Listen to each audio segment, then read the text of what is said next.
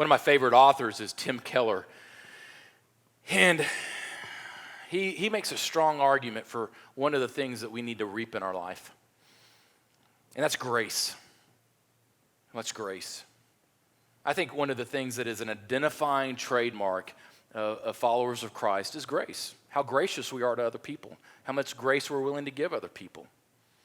And Keller argues that the amount of grace, now listen to this, it challenged me to my core when I heard this.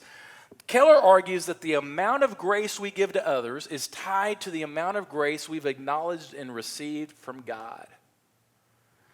I'll say that again.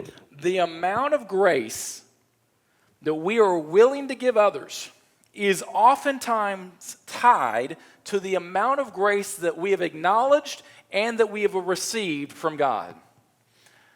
While that hurts me a ton, I can't say that I disagree with Keller.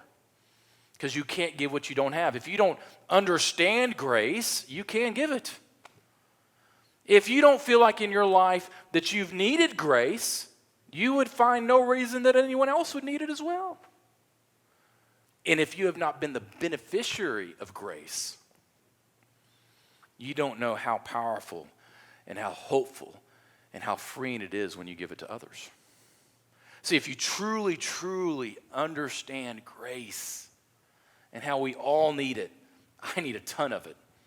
I need a ton of it for yesterday. I need a ton of it for today. And I can guarantee you I'm going to need a ton of it tomorrow. And here's the hard part. Grace is rooted in forgiveness. It's the root of it is forgiveness. In a previous session, I shared a story with you about how in community I've been hurt. In one another, and I've been hurt. And I remember I was going through a very, very hard time in my life, struggling with just bitterness and anger and resentment.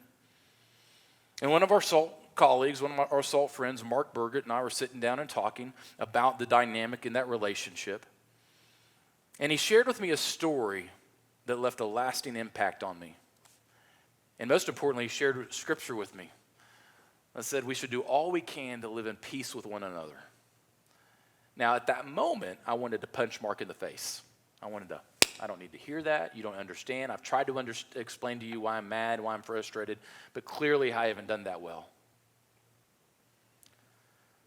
But he was right, and what he said was true.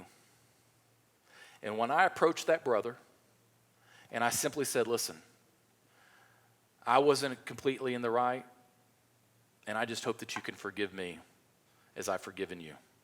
I don't want to rehash it. I don't want to go over it again. But what I want you to know is that I have forgiven you, and I hope that you can forgive me because I know I'm not perfect. That moment, it was freeing. That moment, it was freeing because of this. Because forgiveness was exchanged. Grace to one another was exchanged. Are there relationships in your life that you need to fill with grace?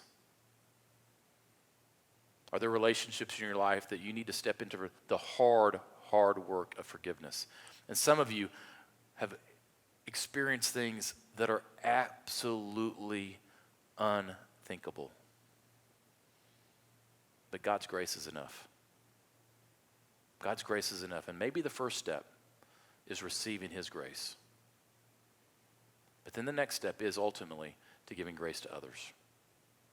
As we grow as spiritual leaders in our community and in our world, will we be known by the grace we give?